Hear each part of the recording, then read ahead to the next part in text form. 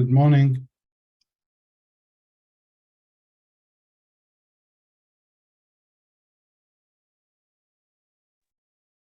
Good morning, everybody. It's very good to see you all back here. In actual fact, the title of the webinar is Digital Marketing Webinar, but just to sort of point that out, we will be recording the webinar, so it'll be on our YouTube channel. It will be uploaded probably later on today, so people can look at this at their leisure. I want to welcome our array of speakers.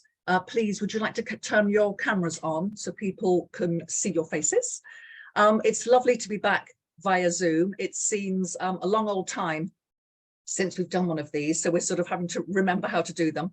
But we've come to the conclusion that for such webinars as this, informative webinars, it's best to do it via Zoom. It just makes it easier. There's less travel time, and it just is easier for our busy schedules. We've got a lot to go through today, and I'm looking at this very much as a taster session. So each of our speakers will have about 7 minutes to have, as I say, to give a taster on the topic. And then hopefully, if you're interested, you will contact them to learn more. Maybe later in the year, we'll do some longer, more in-depth webinars on each specific topic, but that needs to be sorted out. Anyway, without further ado, can I introduce you to Gillian Stafford from Social Etc., who is a chamber director, who will be talking about Instagram. Over to you, Gillian. Fantastic. Thank you, Sally. I'm just going to share my slides. There we go. And so my topic today, in my very quick 6 or 7 minutes, is how to be seen on Instagram. So I've got a challenge in my hands. So welcome, everybody. So I'm going to talk to you a little bit about why you should use Instagram, as well as 5 top tips for a successful presence. So I'm not going to go through all the points. I'm sure some of you know, or most of you know, why you should be on Instagram, but essentially it's about being found and it's about being seen. So a bit about the reactive, being found, so doing everything you can to be found on the platform, as well as being proactive and getting yourself seen in the right places. It's about sharing your offering, your experience, a little bit about you, helping people to know, like, and trust you. And it's awesome for selling. So if you've got a small business in the retail space, it is brilliant for selling products as well as services. Quick look at Insta demographics on my super busy slide here. You know, I think it's fairly common knowledge that Instagram is a young person's place. So you can see that 18 to 34-year-olds make up about 60% of the demographic on Instagram. However, nice stat on the right here shows us that Gen Xers are the fastest growing user group in the last year. So between 55 and 64-year-old men is one of the main growing groups on the platform. So, you know, there's 1 billion monthly users on Instagram. So I'm sure you can all find your audiences on there if you do the right things. So don't worry too much about the percentages. And also the interesting thing that I found by reading up was that Gen Z users actually say that the platform is their favorite out of all the platforms. I would have assumed it was TikTok these days, but we can certainly say that Instagram is still very relevant. If you use the paid side of Instagram, the interesting thing to look at here is ad reach. I know a lot of you do a lot of exporting around the world. And so Instagram has always been an American company. It's always had the US as their biggest market, their biggest population in terms of user base. But actually India has recently overtaken that. They've got over 230 million users these days. And that's a big twist in the whole Instagram story. So certainly interesting to watch for if that's one of your markets or potential markets. Also Brazil, Indonesia and Russia are interesting places on the ground as well. In terms of income, you might think on Instagram that perhaps people don't have the income that you need to drive your sales through your business. LinkedIn is very obviously a great place to get a high income user on there. But the interesting stat on this slide is that 60% of households that bring in over $100,000, this is an American stat, use the app. So there is definitely the income levels on the app for you to drive your business through it. So 5 quick top tips. Number 1 is to really consider your audience. You know, as with any marketing channel, or even as with any business, at the core of it should be your audience. So not just your customers, also your suppliers, your whole chain, your shareholders, and the community. People that are your different types of audiences should be the center of your Instagram world, and you should do your utmost to understand them really well. And don't forget your existing followers. We're always very busy trying to grow a massive Instagram following, but our existing followers are gold dust, and you can really nurture them on Instagram using the likes of Instagram stories. Number 2 is to make an amazing first impression. You know, you don't have to have such a perfect grid these days. I think that was very 2020. I read yesterday, a bit of a lockdown thing. But what is really important is that you stop people scrolling. So make sure that if you do stop them scrolling with a fabulous brand presence, you say who you are, who you talk to, who you target, and who you want to work with, what you offer. And something that's quite a recent change in the Instagram bio is that you can now add 5 links into the link spot. It used to only offer 1 space for us. So if you have a blog, if you have a sales page, if you have an event running, website, any of those different links, you can use all of them, up to 5 on your bio these days. And then highlights is another amazing thing to use as a little website almost. So a little bit about what you do, a little bit about your testimonials, for example, just the different areas that you would use on a website. Number 3, as I mentioned, make your brand sing. So if you have brand guidelines, colors, fonts that you use on other platforms on your website, don't forget Instagram, definitely use them. It's a very visual platform, and you want people to recognize you as soon as they land on your page. And use really clear quality photos. It's such a simple thing, but it can make your page look much better than it ever did before. And don't feel it needs to be so perfect that you don't post. So trying to get it all right and look perfect is one thing, but the better thing that you can do is actually just post it. Number 4 is to experiment with the Instagram formats. So, you know, use reels to draw in new eyes to the page. So people that have never seen you before. Use the grid images to share up educational content, things that really mean something to people that they can come back to time and time again and that look nice. Stories for helping you get to know your existing followers. They're only served to your existing followers. And direct messages for that kind of conversion conversation. You want them in your DMs so that you can build that relationship and drive the conversion. And then number 5 is to post at the right time. If you post at the right times on Instagram, you are more likely to have the right people looking at the right time and therefore engaging. And the more you can get that to happen, the more the algorithm will serve you out more and more to different audiences that haven't seen you before. So what I would suggest is that you use your insights, set a time monthly to look at your insights, see what time your audience is online in your insights and serve up your posts at that time. I've got a little guide on the right here if you are stuck for what times to post at, but it really is about what your best time is rather than the general knowledge.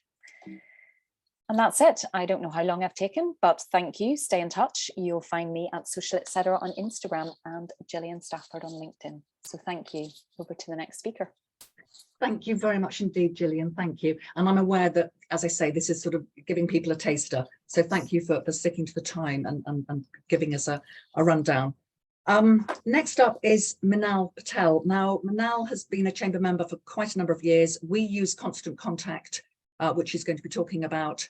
And what we find is, for example, for this webinar, we pick up a lot of attendees if we send out a Constant Contact email to our database of 9,000. If we send it out at 8 o'clock in the morning of the day of a webinar to say, you know, webinar at 10 o'clock, and a majority of the attendees come from that email. So over to you, Manal. Thank you, Sally. That's interesting to know. So yeah, I'm Minal, and whilst I specialise in email marketing, I help small businesses really overcome the fear of marketing and stop lurching from one marketing disaster to another. So today I'm going to talk about email marketing. Sally mentioned Constant Contact.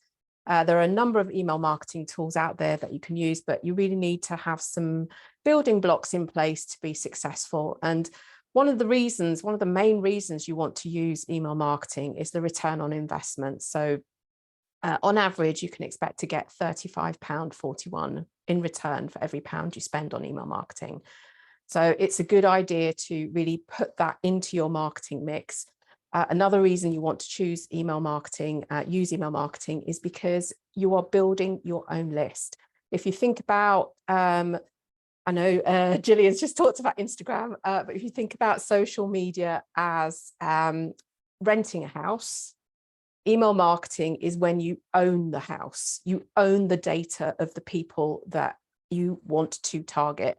And those email marketing and social media together are so powerful to use as part of your overall marketing mix. So what do you need to do to be successful with email marketing? Well, number one is to start with a strategy. So before you even first send your first email, it's really important to work out what you want from it. You want to create an effective communication plan. So think about how often you'll send emails, and wrapped up into this is how often can you spend time creating emails? So, you might decide that you want to send every day, but really, do you have time to do that in and amongst everything else that you need to do? So this needs to work for you as well as your readers. So how often you think about how often you send, I recommend that you send regularly, and at minimum, once a month is really good. And next, you want to work out what you're going to include. So as with other digital marketing tools, email marketing should provide your subscribers with value. You're building a relationship here. So work out what you're going to share. But at the same time, you want to sell what your product or service is. So I all recommend that you have a proportion, each proportion in your emails of value and sales messages. So 80% of the time you're offering your list valuable content, education, information, and 20% of the time you're really promoting what you offer. And that includes things like events or actual product sales, whatever relevant information for your business to promote what you do. Also focus on who your target audience is. You want the people on your list to buy from you, and understanding your ideal customer is going to help you to give them the content that they like. And Gillian's already mentioned the know, like, trust factor. This is really important with marketing, so that they need to like the content that you're sending them. They need to like and trust and know you. It's also going to help you to identify the places that you need to ask people to join your email list to grow it. So the second thing you want to do is create an email marketing plan. Now, when you have a plan, you can focus on the job of creating an email. Without a plan, you'll spend most of your time trying to figure out what to write in your email, which is a big reason why small business owners don't do email marketing. It's because as they sit down to create the email, they're sitting there wondering what to put in it. And it's not as complicated as it sounds. It doesn't have to be a massive tome. So focus on what you decided on your strategy. Plot out important dates for your business. For example, if you have a chocolate business, I expect that you'll be sending out quite a few communications in the lead up to Valentine's Day. Then look at the holes in your plan. What can you include? Are there awareness days that you can use? They're a great way to hook onto communications for your business. So just have a look at what you can use to fill out that plan. And honestly, if you stick to 3 things in your monthly email, you're only looking for 36 things to talk about throughout the year. And that is not a lot of things. Then you need to use the right tools. Sally's already mentioned Constant Contact. That is an email service provider. So this is the software that you use to build your emails rather than sending from Outlook or Google or Gmail even. And the reason is that there's a number of reasons. Number one, they provide templates that make you look professional. Email marketing is such a leveler for small businesses because your emails can look every bit as good as a big business's emails. And in fact, I think small businesses do email marketing better than bigger businesses. I see so many that do it wrong. But these templates represent your brand. It's important that people recognize who you are as soon as your email lands in your inbox. And they've got other tools that will help you to promote your business. But the most important thing outside of the templates is the reporting. You really want to understand what impact your emails are having and whether your subscribers are responding and reacting to what you're sending them. So using those reports helps you to really understand whether your marketing is hitting the mark. And you can quite often test things with your list that you might want to do in a more public space. You might want to run a campaign on social media, and you can test it with your list to see how well it goes down. The fourth thing is focusing on growing your list. Now, you don't have to have a massive list. If you have a small list that has got the right people on it that are engaging with your email, that's absolutely perfect for you. That list is important because you really need to be able to have those relationships. Social media gets you so far with those relationships, but remember that you're trying to work that algorithm, and Gillian's given us a really good way of really getting your content seen. People's inboxes are precious, and they will give you your email address, give you their email address even if they feel the content is relevant. So telling potential subscribers what you're going to give them, you work that out in your strategy, and how often you're going to email them is a really good way to encourage them to join your email list. So I call this your value statement. What am I going to send you? How often am I going to send it to you? And once you've got that, you can brainstorm all the places that your target audience is. If you've got your customer avatar, if you've done that, you will have done some of that work already. And these are all the places that you want to ask. So focusing on growing that list is important, but don't get too hung up on getting a big list. You want all the right people on your list. And the last thing I'm going to tell you about is to learn to automate. Email automation is such a powerful tool for small businesses. So whether you're welcoming new subscribers, or maybe you're sending existing subscribers a birthday present, or following up on events, email automation makes sure that those emails are sent at the right time to the right people. And I can't tell you how much time this frees up for small businesses, because they're something like a welcome email is probably what you want to send to new joiners to your list. And you don't have the time to sit there and send out an email in batches every time someone joins. And using email automation really frees up your time and makes sure that that content goes out at the right time. And when someone joins your list, a welcome email is you beginning that relationship and you giving them a really good impression of the type of business that you are. So work out the types of automations that make sense for your business, and really start putting those together. I think at any one time, I've probably got about 20 running. So all the email marketing providers, service providers will have automation included in their tools. If you're using free versions, in some cases, you will have one email that you can send. So make that one email really count. So those are my 5 tips to be successful in email marketing. If you would like my cheat sheet, you can see the QR code on the screen. That's how I lay out my email when I send out my newsletter. And it's a formula that's proven to work for me, and I use it for my clients too. So if you'd like that cheat sheet, scan the QR code. Thank you very much indeed, Manal. As you know, we do use Constant Contact, and we use it quite regularly. The chambers are a tad different in that we receive an awful lot of information from other agencies, which we like to pass on to our members. So please do read them. They are, as I say, there are nuggets of information in there, which I'm sure are of interest to lots of you. We send out general information and then also information on our events. And now that we're all back networking, there are an awful lot of those going on at the moment. Thank you so much, Manal. Next up is Silvia Del Corso. Silvia from Pink SEO. Obviously, you know, the name gives it away. Over to you. Yeah, it does. But thank you so much for having me here. And let me start sharing my screen. So we are talking about search engine optimization.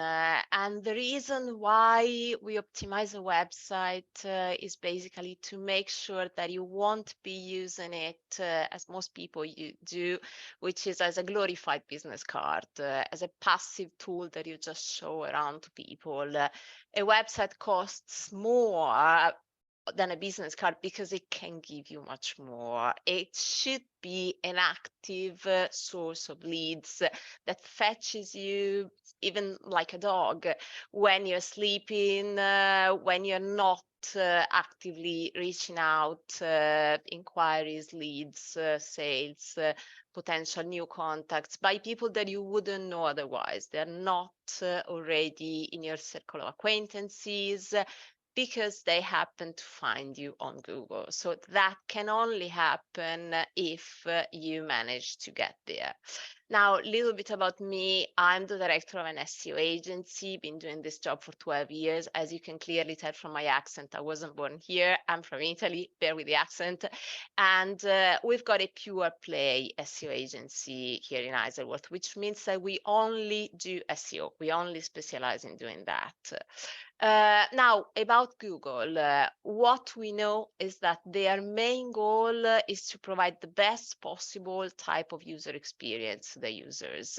And that means showing the best websites available. And if you consider how many websites are there to be shown to people, by the time this workshop is finished, we will have 10,000 more websites existing. So just think how many are there. Not all niches and industries are the same. So there are many, they are much more competitive. Some others are easier to compete. So you first of all need to know where you are and who you're trying to compete against, because SEO is a zero-sum type of game. You will get in those top 10 positions if you manage to push the others back and be better than them. So you need first of all to know your goals, and based on your goals, what you want to rank for, who is your competitor, who you're fighting against. What are the core tenets? What are the basics that you need to consider? I always try to make this as a visual association, 3 letters in the word SEO, 3 sides in a triangle. So consider that the elements that make or break the deal are coding, content, and backlinks. Coding means that even if a website is wonderful, is beautiful to be seen, is extremely usable, it may not be the same level of accessibility for a search engine. They don't see the website as we do, all colorful and full of design. They see it as boring strings of code. So what needs to be taken into consideration is something called technical SEO. So looking at all of the technical details that will make sure that all the pages can be crawled and indexed quickly, efficiently, in an optimized way, and really, really well, the way we want. And that is the side that is harder to DIY if that is something that you may be interested in. Content is basically the universe of keyword and content association. So finding out what your ideal customer searches for on Google, and that needs to be there on your pages to have a shot at ranking. And finding out what they rank, what they search for, is coming out of your assumptions, what you think they may be searching for. Because as business owners, we have our own jargon, we have our own words, but they are usually not the same that your ideal customer is searching for. So you need to have data at hand, knowing exactly what they search for, which keywords are better than others because they're more popular, easier to rank for, and then you need to make that association, meaning that you need to make sure that on the pages of your site, those keywords are there, clear, unconfusable in all the right places where the crawler bots, which are basically robots, will be checking. They have a checklist, a programming checklist of things that they need to check on a page. So you will need to make sure that those keywords are in the right places in the right way. Easier said than done, but yeah, that's basically how you will make it happen. The final point here, backlinks. Now, a link to your site coming from a third-party website is basically like a token of trust, like an endorsement. It's more or less the same that happens when you need, say, an accountant, and you start asking around, who shall I use? And you start getting recommendations. After a while, that name starts sticking to your memory. The same happens with Google. So many websites to choose from. They will want something that is well optimized coding-wise, and they can crawl well, that's got the right keywords in the right places, but also that is endorsed. So having links from reputable sources, because if you're being endorsed by spammy backlinks, the types that you would buy cheap, that is something that doesn't help. It can damage your site. It can lead to penalization. So good backlinks can be part of a PR strategy. They can be part of becoming a thought leader, being interviewed in podcasts, being featured as a guest blogger in some good reputable publications, being listed in those networks you belong to. So it's part of an overall strategy, but that also makes it much, much easier to rank. That is basically the core of SEO and how it works. If we want to have one quick takeaway for you, and that is something that you definitely can DIY, is make sure you claim and you verify your Google My Business. That's a free tool that you can have. It's extremely easy to be used. Make sure that you optimize it 100%, adding every sort of information as precise, as complete as possible. There's not too much possible optimization that you can do on that, and keep up on that, posting new things from time to time, particularly for local visibility. If you have a local business, there is massive help that you can do on your own, and that unlocks all the universe of reviews that you should harness. So make sure that you proactively ask reviews, have them featured on there, gives you a lot of possible peer-to-peer validation and replies. So keep up with them. These are some of the places where you can find us: the site, the email, the phone number, and this is a QR code. If you want to scan it, we are giving you one audit of your website completely for free. It's not something that you just download. It will be done by one of us, plus 1 hour of having a conversation and seeing which could be the potentials, the good, the bad, the things that can be improved on your site. And I hope this clarified at least a little bit of the situation. Thank you. Thank you very much, Silvia. Thank you for talking about your free audit, because I was going to mention that too. And that's going to be mentioned in one of our updates, I think, going out later this week. So please do avail yourself of that. I'm thinking, I've already made notes. Yes, we need to talk about email automation. I think that was via Minal, and also reviews. We need to get more, more proficient at asking people to review on Google. Thank you very much indeed. Next we have is Theo Ruby Marketing, the importance of an easy to use website for you and your customers. Theo. Hi everyone, and thank you, Sally, for the opportunity. So now it's really looking at what makes an easy to use website and the difference between an easy to use website for you, the business owner or the marketer, and also for your customers. A lot of people I work with, they have a site that's been kind of dormant for a few years. They don't even know how to log on, let alone go and make updates. So now I'm trying to use, obviously there's different ways of doing it, but I generally use Elementor as an easy to use builder. I've used that with Jeannie and Celia that are on the call today. And I like the fact that you can easily train someone to be able to go in and have the confidence to update it. So generally, if you've got the time, about 1 hour a month or more, just log in, kind of get a feel for the site, kind of just so it's a refresher, so you don't go back a year later and forget how things work. Also, touching on SEO that Silvia mentioned, actually updating your website regularly, adding new content, changing the pages, If you show to Google that it's an active website, you're much more likely to get ranked. So these tips actually play into other areas of your business as well. And then the final thing for you yourself, there's a tool called Rank Math. It's really simple. It uses like a traffic light system. So if you're using WordPress, you can use that. If you're using any other builder, they all have a very similar kind of toolkit. But it's just a prompt to, yeah, just log on, spend a bit of time, and make sure that you know what the different buttons do, and that you feel happy and comfortable to go in and make changes.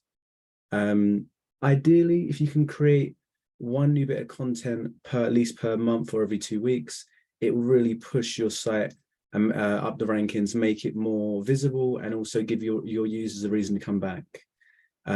If your customers know, so I've got marketing guides, and people know that every 2 to 3 weeks there's a new guide on the site.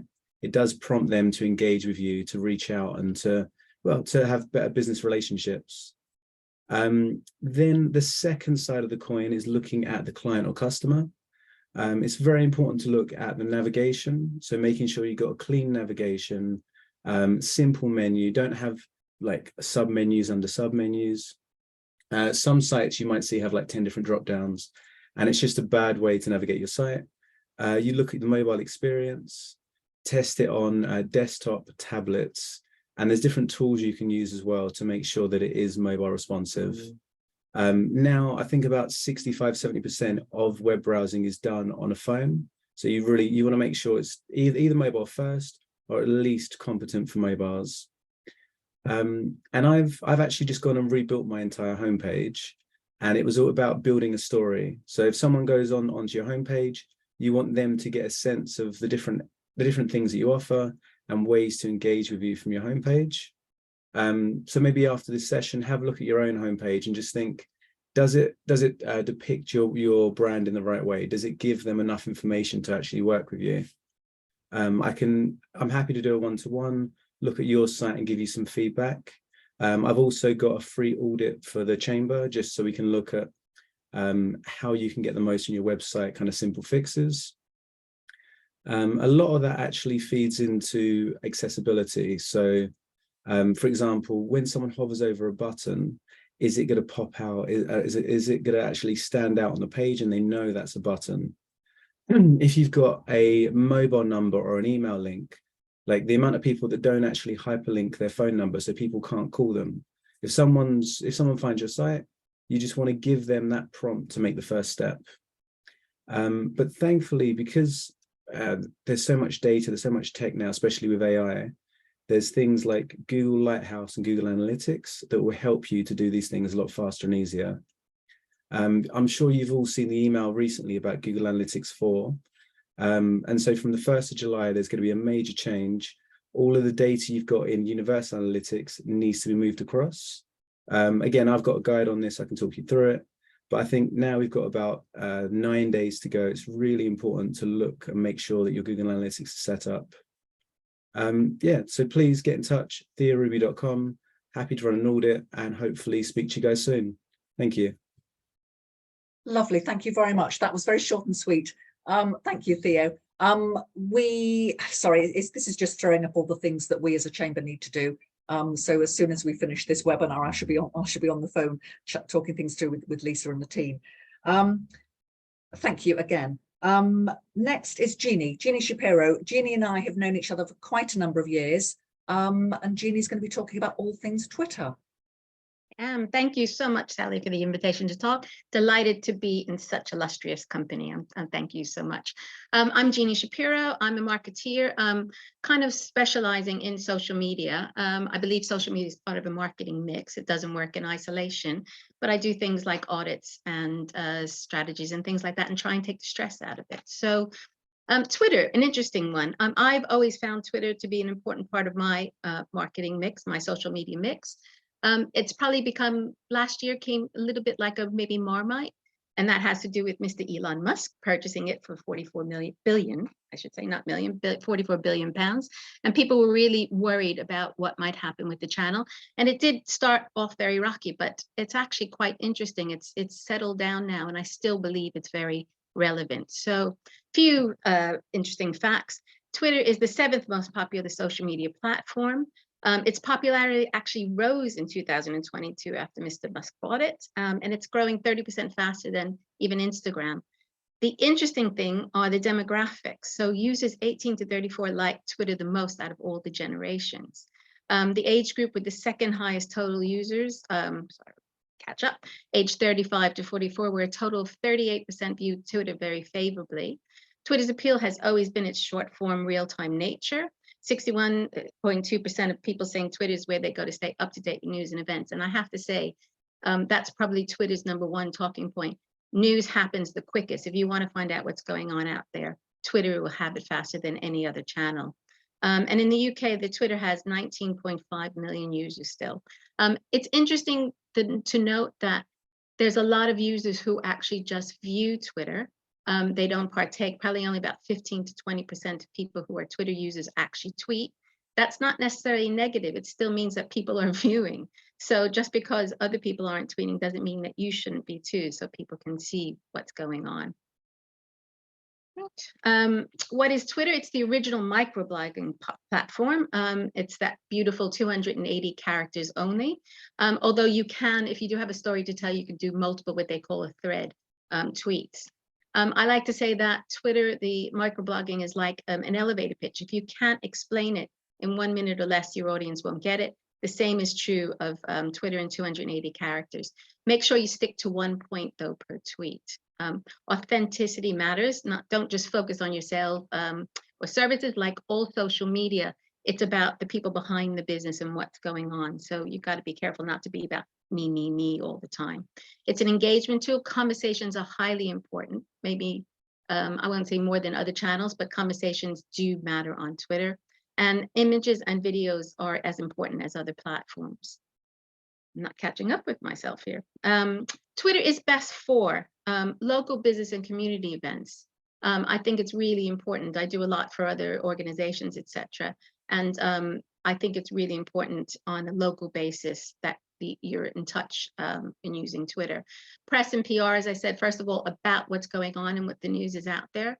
But it's also good for your own press and PR, because if their news channels and magazines, etc., are on Twitter, that means it's a way to, I always say that Twitter is one of the platforms where everyone is created equal.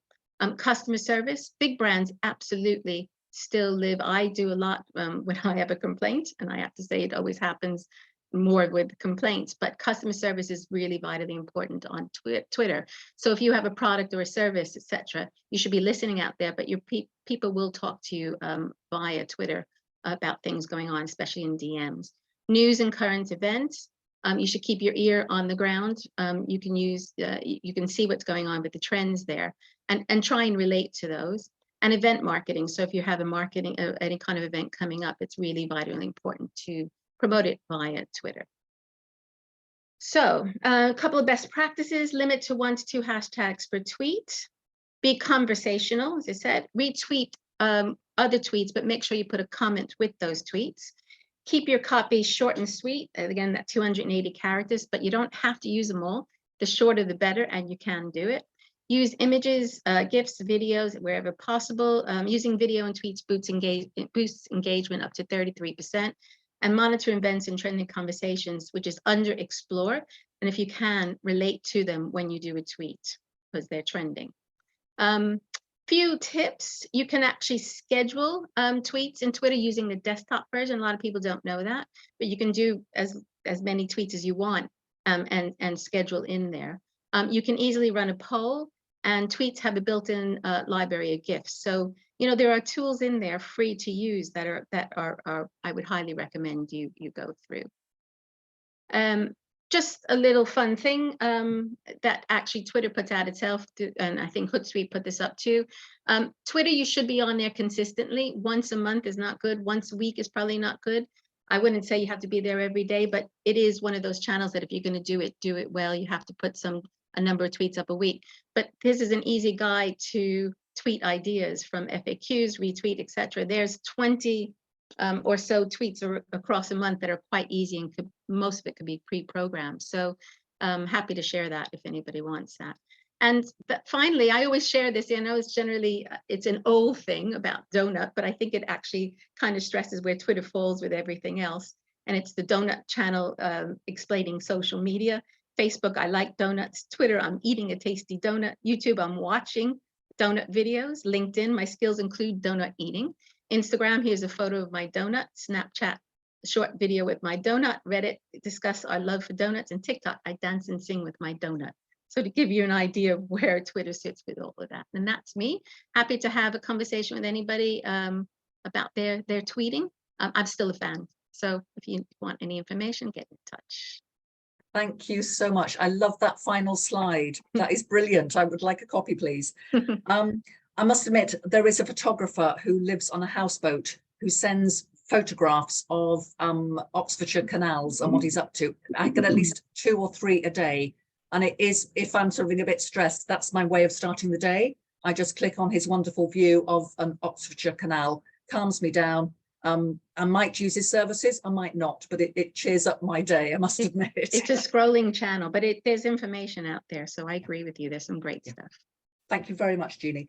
We next have Celia, Queen Bee of LinkedIn. Again, her name gives it away. Celia. Thank you, Sally, and it's good to be here with everyone. So I'm going to share a few LinkedIn tips. Scan the code to connect, and also I'm very happy to respond to quick questions afterwards, either by email or by direct message. So for those of you who perhaps we haven't crossed paths before, you should know one thing about me. I am on a mission, and my mission is to eliminate marketing overwhelm and create clarity and focus. Too many shiny objects we all have, and it can be a little bit intimidating. So this is exactly what I'm going to do for you today. I'm going to share 3 very practical strategies that you can implement straight away. In fact, that's what I would encourage you to do. As soon as this webinar finishes, jump in and implement what I'm going to share with you. So first off, a calls to action. I'm going to make an assumption here that most of you already have a fairly good profile on LinkedIn and that you have already worked out a good foundation on how to use the platform. So the 3 tips I'm going to share with you today are advanced strategies. So the one thing, whenever I do online audits and I look at online presence, the one thing I find frequently is missing or is not crafted strongly enough is the call to action. We have to remember that LinkedIn is one of these platforms, as Jeannie said, you know, my skill is donut eating. It's not something that we can buy. The action of buying the transaction does not happen on LinkedIn. Whatever your business, whatever your sector and your specialism, we all have one job to do, and that is to take the relationship of LinkedIn and onto a one-to-one meeting, an event, a Zoom call, or whatever that looks like for you. So first of all, make sure you craft a message which is compelling enough. You see, when we use phrases like find out more, it's a little bit like find out more later, or maybe never. Contact us if you feel like it, or maybe watch TV. These things are not compelling. They are not really igniting action. It is our job to make sure that these are dynamic. So you could, you know, you can feel the energy when you actually say one of these calls to action out loud. Watch the video, download, schedule, book the appointment, take the test. So first of all, craft something which is relevant for you using strong, and maybe you can get inspiration from this slide. And then I'm going to jump live on LinkedIn to show you the 4 key areas that you have to insert this call to action onto your profile. Let's do this right now. So the number 1, which very few people have, is right here. I don't know whether, can I just confirm that everyone can see my screen? Excellent, thank you. So you can see here, there is a live link in a very, very visible location. In marketing, we like to call this place above the scroll. So it's very visible and it's a live link. And the way to use it is you click on the little button and you scroll down to custom action. And custom action, you can choose to have a live link, and then you can add your powerful, compelling words and then save. This ensures, makes it really, really easy for people to get in touch with you. And most profiles don't have this one thing to do right after the webinar. Then make sure on the banner it's quite clear what you do and how people can get in touch with you. And then the other section is this one, is called featured. If you haven't activated this, up here on the right, add profile section, you can activate this. And this is where you can cherry pick Minal's cheat sheet for email marketing, for example, a call to action, the audit, the SEO audit, or something that you have and you want people to see. And the fourth place to add your call to action is in fact in the about section. And I have them here for you as a reference as well when you go back to revisit. This is number one. So if you were to choose something, please make sure you add the hyperlink. And let's go to the number two strategy. And this is a very important one because we all know that doing content is important and we spend a lot of time thinking, or some of us perhaps maybe fretting about how do I look on video? Is this a nice photo? Am I using the right words? And we spend so much time doing all of that and perhaps not so much time considering distribution and understanding how each platform perceives that content and what does it do with it. The main issue that we have is that we tend to transfer over hashtag strategies from one platform to the other. I can always tell who is an Instagram person visiting LinkedIn for the day, and it's the hashtags that betray them. So on LinkedIn, the main thing to be aware of is that we train the algorithm for all of our profiles. This is very different to Instagram and Facebook, where it's about the specific post. The topic of the specific post will drive the hashtags. On LinkedIn, we want to ensure that we use 3 core hashtags. And I know it's not that easy, but you have to choose your 3 core hashtags and keep using them again and again and again. Some people say to me, but isn't this boring, Silvia? I said, yes, but the bots don't do boring. Bots do consistency. So we want to train the algorithmic bots of LinkedIn to understand and file our profile under these 3 areas. So don't go below and do not go over 5 hashtags. So this needs a little bit of thinking and make sure across every single post. So this is where the hashtags are. You will put them at the bottom. It's not like Twitter where you weave them in to the conversation. Some people do this on Instagram. We want them at the bottom and at the bottom of the company page. Third and final tip is this mix of inbound and outbound. And this is a key thing that happens, we tend to focus a little bit more on inbound strategies, that is attraction strategies. So when we write content, when we optimize our profile, these are designed to attract people to us. They are inbound activities. But let me tell you a little secret, they're also a little bit slow. Yes, it takes time to build energy up with these. So you have to do the outbound, which sometimes people consider sales. And this is where we all freeze and we don't do it. But you're not going to do that because I'm going to give you exactly what you need to do on LinkedIn. So every single day, every single week, I'd like you to send direct messages both to your existing network with the objective of reconnecting and also reaching out to new people you think are relevant for your business and you know you can help and support through your services and your products to connect with you a little bit every day. Check their profile. If it's an existing connection, check their activity. What have they been up to? See whether you can say, oh, I saw you doing this. How great. Realize this ages since we spoke. Shall we jump on a quick call? Or are you attending this event tomorrow's Jeannie's summer drinks, for example? Are you going to be there? It would be great to catch up.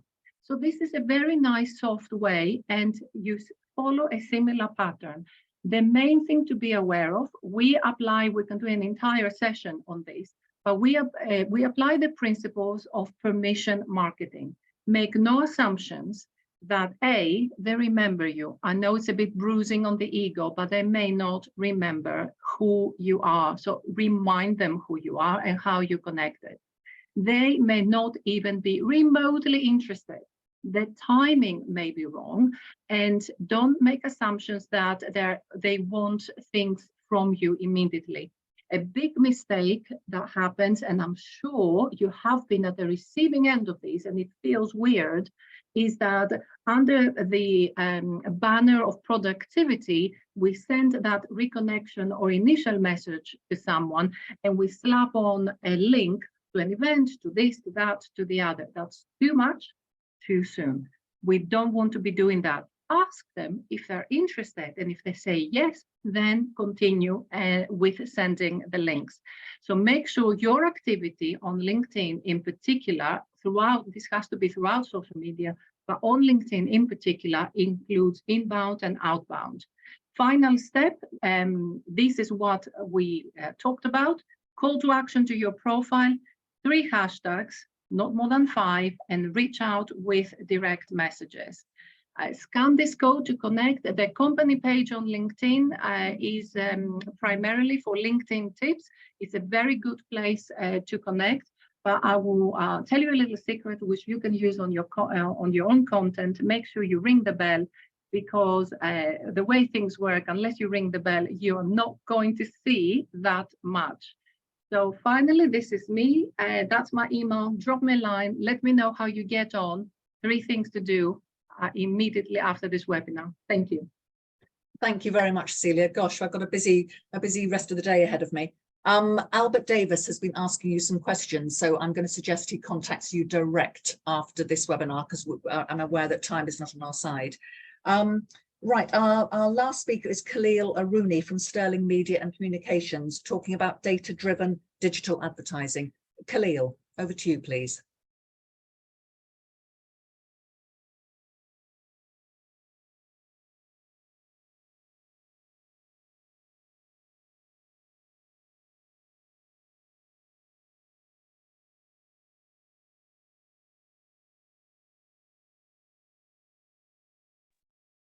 Good morning. Thank you, Sally. Can you see my screen now? Yes, we can see. Yeah.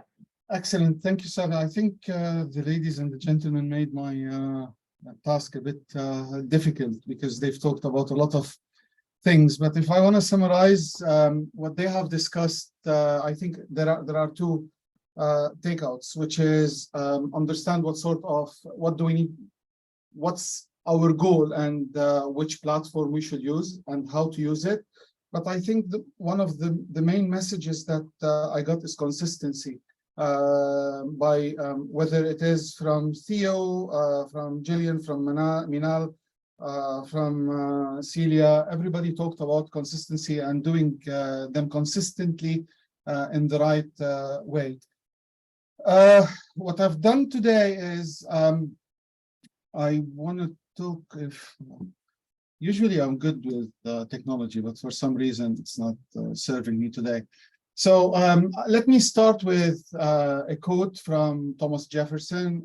Knowledge is power, but basically it's about data. Data, it's the key to unlock its potential. So we need to understand what we are doing and how we are reaching our consumer, for what customers, for what purpose, and then put the right strategy on board.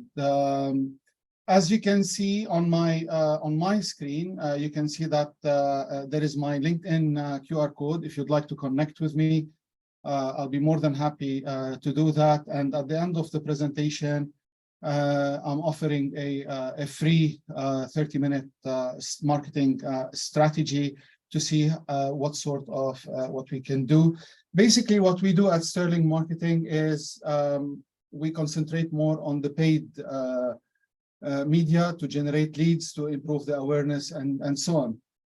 But when we talk about data, it's important, it's vital to understand the customer, have a proper insights about the customers that we are trying to reach, and then optimize our target accordingly. Because as small businesses or even large businesses that I've worked with a lot, they all talk about return on investment. We don't have lots of money. It's a tough economic situation, and we need to make the best out of each penny that we are spending. It is with the introduction of AI and artificial intelligence, and there is probably this is something, a big buzz that everybody is talking about and probably using. And there is AI in everything, whether it is in making a mini-me, or about logo creating, or videos, whatever it is, there is an AI that it's like your consultant. But AI, as much as its intelligence, it's dumb if we don't feed it with the right questions and with the right prompt. And we are trying to make the best out of it in order to get a better return on investment for whatever campaigns that we are running. It's more, I think, Janine have talked, Janine, or yes, I think she talked about the Twitter bit and the customer interface and getting back to them. It is quite important to research our customers and understand what they want and what sort of dialogue we can enrich their journey with us, because it's not about us, it's about the customers that we're dealing with, whether they're trying to export products abroad or they are trying to get more customers locally, whatever it is. There are different solutions, but we need to understand what sort of platform. And to be honest, one hand wouldn't give you any clap, but if we combine all the activities that we've listened to today, it's like we're giving a much bigger buzz. But because we need the Instagram, we need the Twitter, we need the SEO, we need the website, we need the LinkedIn, we need a lot of things, but we need to make sure that we are using it for the right purpose. So basically what we do at Sterling, it's using the AI to leverage what we are actually doing to get better insights, which campaign is performing for what reasons. Because as much, whatever the platform, whether it is social or non-social that you are using, it's only 50% of the equation. The other 50% of the equation is actually the message that you are trying to get across. It's equally important. There is the medium is the message. It's equally important to transmit the right message. I think it was mentioned in different ways. Capture it. It's your pitch. So people should get it instantly. Whether you're running a video ads, it's the 5-6 seconds, sorry, that would hook the customers to open that conversation with you. What I have prepared today is I've prepared some sheets. I'm more than happy to share. These are some of the channels that we do paid advertising on, whether it is SEM or search marketing, search engine marketing, which is the keywords that if you're searching for words and then your product will, or the product will pop out.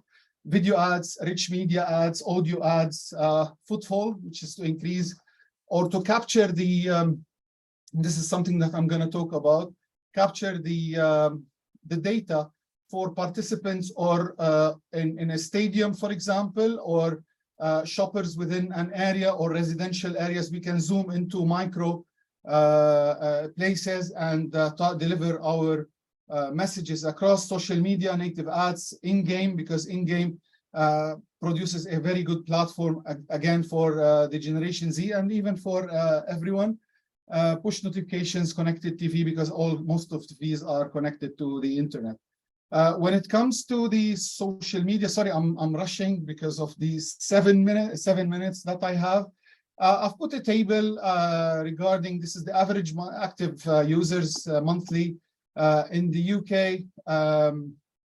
But each platform, to be honest, provides a totally different perspective when it comes to marketing or the target audience that we're trying to reach, from Facebook to YouTube to WhatsApp.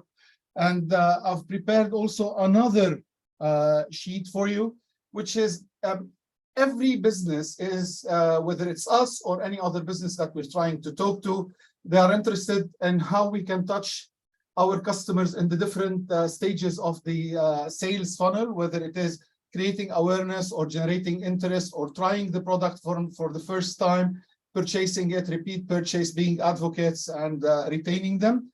So I've put a list for the different social media platforms.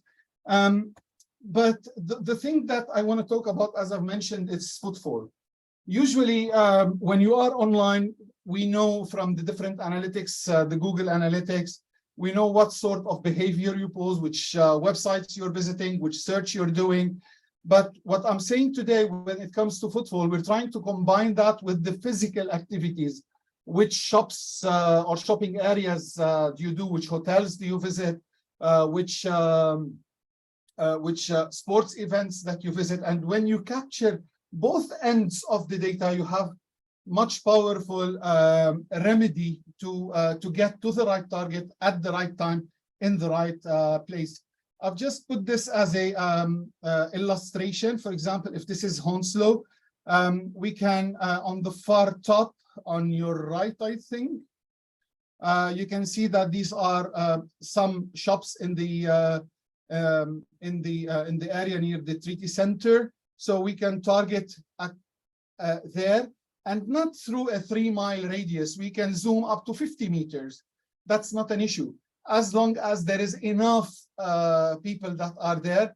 And I think Theo have talked about the mobile optimization, and most of the advertising, paid advertising currently is delivered on mobile advertising, because we're with it's our first partner rather than the second one. Whether whoever we are, we have them close to us, we always look at them, etc. Or where you see the red dots, the residential areas or attendees to the Twickenham, the stadium. So combining both the physical data or capturing the physical data through the different mobile devices, unique devices, with their behavior digitally, it gives you a much powerful solution to target potential customers, whether you're trying to bring them to your shops or you're trying to increase sales on an e-commerce platform. Whether you are a small business, big business, a medium business, an SME, or trying to create an event, this is something that can be done. There is technology to do it. And yeah, and that's about it for today. Thank you, Sally, for the time. Thank you for having us all. Extremely wonderful speakers, and I'm proud to be one of them. And if you'd like to scan this QR code and book a free call and no more, I'm more than happy to do that. Thank you. Thank you very much. Thank you, Khalil. I'm aware that we're running over a little, but I just want to thank all our speakers. I think this has been a real thought-provoking webinar. And there is one question from Shandeep from Toucans. And I think this is a general question. What marketing strategies and campaigns are the most impactful at bringing return on investment to a micro business working with the charity sector? Anybody want to jump in to give a quick couple of word answer to Shandeep? I can jump in just quickly, because I've been working a little bit with the charity sector, actually, CVS Brent. And I think just, again, it goes back to your audience and who you're trying to attract, but it's probably worth saying that each of the platforms, certainly LinkedIn and Instagram anyway, they have quite specific fundraising elements to them. So for example, on Instagram, if you go and select that you are of the voluntary sector or charity sector, you can get a lot of functionality that will help you in building that charity presence and attracting the right people. But I think on all of them, you can probably do something like that, I would imagine. Super, thank you very much. Khalil. I'll just add to it because we've been working with a few charities abroad, and we're trying to bring them donations. It's not a one channel, but it's multiple channels, as long as you're getting the right in cost per acquisition or the right cost per donation. So it depends on the country. For example, we're working with a couple of charities in APAC, in Indonesia, and we're getting them lots of like 2,500 donations per month. So it depends. It's several being there for the right audience, exploring all channels at the right cost. Lovely, thank you so much. I'm going to draw this to a close now. There is one last question from Debbie from Van Buddies, but this is specifically about Twitter and LinkedIn. So I'll put her in touch with the relevant people sort of post webinar. I do want to thank all our speakers for your time. I know it's been a challenge to cover everything in such a short amount of time, but I think it has given people a flavour of what is out there and what we all need to be doing. So thank you so much. Enjoy the rest of your day. And yeah, go carefully. Thank you. Thank you. Thank you all so much. See you next time. Bye bye. See you later. Bye-bye. Bye. Bye-bye.